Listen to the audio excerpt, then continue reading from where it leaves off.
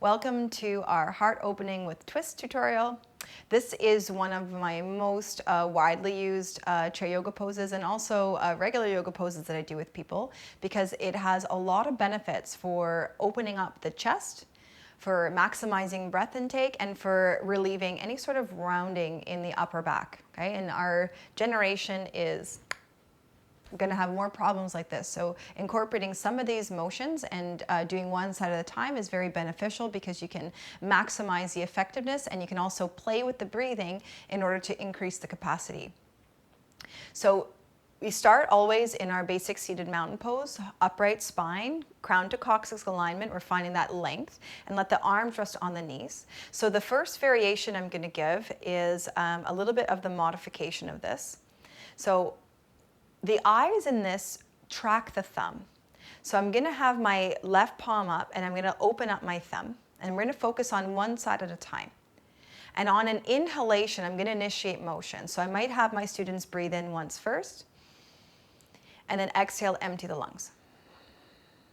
And then on an inhale, take the arm towards eye level if it's possible, little bend in the elbow, reach as far back as you can, tracing the thumb with your eyes. And then exhale, come across and rest the hand back to the start position. And I would do about 4 or 5 repetitions on each arm. Inhale, arm goes up.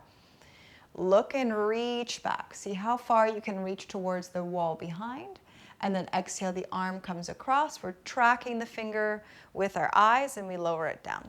We'll do 2 more. Inhale, up. Little bend, so that bend in the elbow helps access a little bit more range in the upper back. On the exhalation, we bring it back down. That being said, you can try with a straight arm as you inhale, reach back, and then exhale, bring it back. Perfect, okay? And the twist component will come afterwards. So you can play with that variation, you can go right into the twist, and we'll do it on the right-hand side. So right palm comes up, same start position, thumb releases, comes up. Eyes are going to track the thumb. On the inhalation, we open, either a partial bend or a lengthened arm. You can play with the position. Then on the exhalation, as the arm comes back, we're going to rest it to the opposite shoulder and look to it. So we're adding that rotation through the upper back and through the neck. As you inhale, follow, track. Reach as far back as you can. On the exhalation, come across and hand taps towards shoulder. Again, breathe in. And then breathe out. Sweeping the hand across. One more here. Breathe in. Track the fingers. Maximize your breath in. On the exhalation, tap. Inhale to return. And then exhale to relax. And in between, I might do a little bit of rocking forward with that cat-cow motion just to emphasize the spinal extension, and then the flexion helps bring a little bit into balance.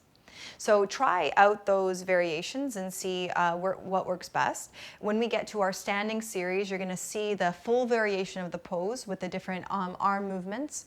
That's very beneficial if your students can stand. So test it out, and I hope it's been helpful. Namaste.